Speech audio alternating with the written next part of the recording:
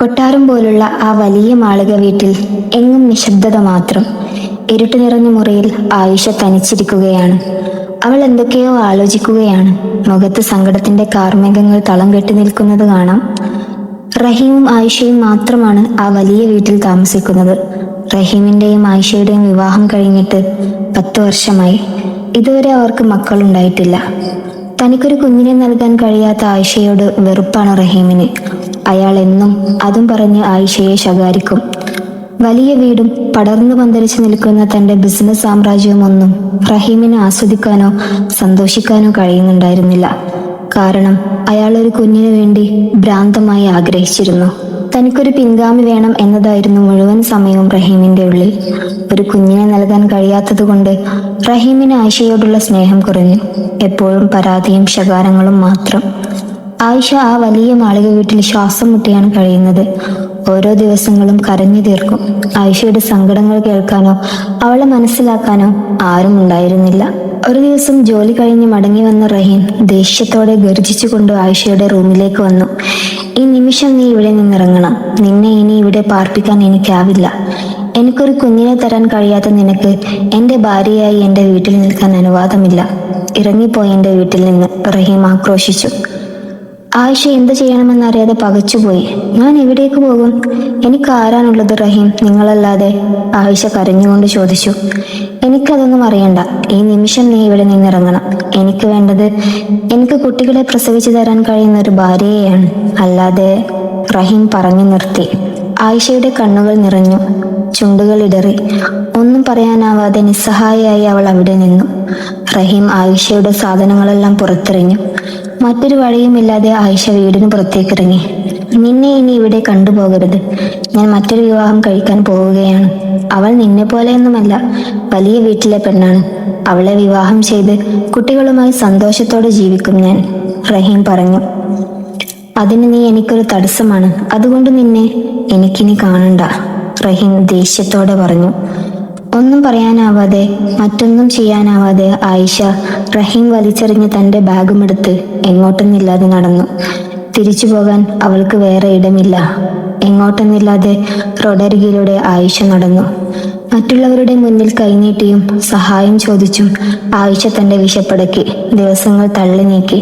എന്തു ചെയ്യണം, എവിടേക്ക് പോകണം, എങ്ങനെ ജീവിതം തിരിച്ചു പിടിക്കണം എന്നൊന്നും ആയിഷക്കറിയില്ല. നഗരത്തിന്റെ തെരുവിൽ ഭിക്ഷയാചിക്കുകയാണ് ആയിഷ. പെട്ടെന്നൊരു കാർ അവളുടെ മുമ്പിൽ വന്നു നിന്നു. ആ കാറിൽ നിന്നും ആയിഷയുടെ അതേ പ്രായം തോന്നിക്കുന്ന ഒരു യുവതി ഇറങ്ങി വന്നു. ആയിഷയുടെ അടുത്തേക്ക് വന്നിട്ട് ചോദിച്ചു, ആയിഷയല്ലേ? ആയിഷ പെട്ടെന്ന് തലയുയർത്തി ആ യുവതിയെ നോക്കി. ആയിഷയുടെ കണ്ണുകൾ നിറഞ്ഞു, ചുണ്ടുകൾ വിറച്ചു. അതെ, ആയിഷയാണ്. നിങ്ങൾ നിങ്ങൾ നീ നീ ഫാത്തിമയാണോ? ആയിഷ അത്ഭുതത്തോടെ ചോദിച്ചു. അതെ, ഫാത്തിമ തന്നെ ആയിഷ, നിന്റെ കളിക്കൂട്ടുകാരി. നീ ഇവിടെ എന്താ ചെയ്യുന്നത്? എന്താണ് ഞാൻ ഈ കാണുന്നത്? നിനക്ക് എങ്ങനെ ഇങ്ങനൊരവസ്ഥ വന്നു ആയിഷ? ഫാത്തിമ അത്ഭുതത്തോടെയും അതിലുപരി സങ്കടത്തോടെയും ചോദിച്ചു. ആയിഷ പൊട്ടിക്കരയാൻ തുടങ്ങി. ഒന്നും പറയാനാവാതെ തേങ്ങി തേങ്ങി കരഞ്ഞു. ഫാത്തിമ ആയിഷയെ തന്റെ നെഞ്ചോട് ചേർത്ത് പിടിച്ചു. വരൂ ആയിഷ, എല്ലാം നീ സാവധാനം പറഞ്ഞാൽ മതി. ഇവിടെ നിന്ന് നമുക്ക് എന്റെ വീട്ടിലേക്ക് പോകാം, വരൂ. ഫാത്തിമ ആയിഷയെ കാറിൽ കയറ്റി ഫാത്തിമയുടെ വീട്ടിലെത്തിച്ചു. ആയിഷ തന്റെ കഥകളെല്ലാം ഫാത്തിമയോട് വിവരിച്ചു. തന്റെ കളിക്കൂട്ടുകാർക്ക് ഇങ്ങനെ ഒരു അവസ്ഥ വന്നതിൽ ഫാത്തിമയ്ക്ക് സഹതാപവും സങ്കടവും തോന്നി. ഇല്ല ആയിഷ, ഇനി നീ ഒറ്റക്കല്ല, നിന്റെ കൂടെ ഞാനുണ്ട്. നിനക്ക് എന്ത് സഹായം വേണമെങ്കിലും ഞാൻ ചെയ്യാം. നിന്നെ ഇനി ഒരിക്കലും ആ തെരുവിലേക്ക് ഞാൻ പറഞ്ഞയക്കില്ല, ഫാത്തിമ ആയിഷയെ ചേർത്ത് നിർത്തിക്കൊണ്ട് പറഞ്ഞു. വേണ്ട ഫാത്തിമ, നിനക്കതൊരു ബുദ്ധിമുട്ടല്ലേ? ഞാൻ ആർക്കും ഒരു ഭാരമാവാൻ ആഗ്രഹിക്കുന്നില്ല, ആയിഷ പറഞ്ഞു. ഇല്ല ആയിഷ, നീ എനിക്കൊരു ഭാരമല്ല. ഇനി നിനക്കൊരു ജോലി ഞാൻ ശരിയാക്കി തരാം. എല്ലാം ഒന്ന് റെഡിയാകുന്നത് വരെ നിനക്ക് എൻ്റെ കൂടെ നിൽക്കാം, ഫാത്തിമ പറഞ്ഞു. അങ്ങനെയാണെങ്കിൽ നീ എനിക്കൊരു സഹായം ചെയ്യുമോ ഫാത്തിമ?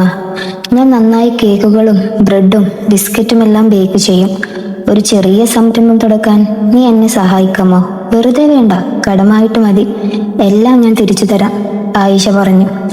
ആയിഷയുടെ ആ ചോദ്യത്തിൽ സന്തോഷവും ആത്മവിശ്വാസവും ഉണ്ടായിരുന്നു. തീർച്ചയായും ആയിഷ, ഞാൻ അത് സന്തോഷത്തോടെ നിനക്ക് വേണ്ടി ചെയ്തു തരും. നിന്റെ ജീവിതം നീ തിരിച്ചു പിടിക്കണം. നിന്റെ കൂടെ ഞാനുണ്ട്. ഫാത്തിമ ആയിഷക്ക് ആത്മവിശ്വാസം നൽകി. പിറ്റേ ദിവസം തന്നെ ഫാത്തിമ ആയിഷയെയും കൂട്ടി മാർക്കറ്റിൽ പോയി. ആയിഷയുടെ സംരംഭം തുടങ്ങാൻ ആവശ്യമായ എല്ലാ സാധനങ്ങളും വാങ്ങി. അന്ന് തന്നെ ആയിഷ ബേക്കിംഗ് ആരംഭിച്ചു. നല്ല ചോക്ലേറ്റ്സ്, ബ്രെഡ്സ്, കേക്ക്സ് എല്ലാം നല്ല രുചിയോടെ ഉണ്ടാക്കി.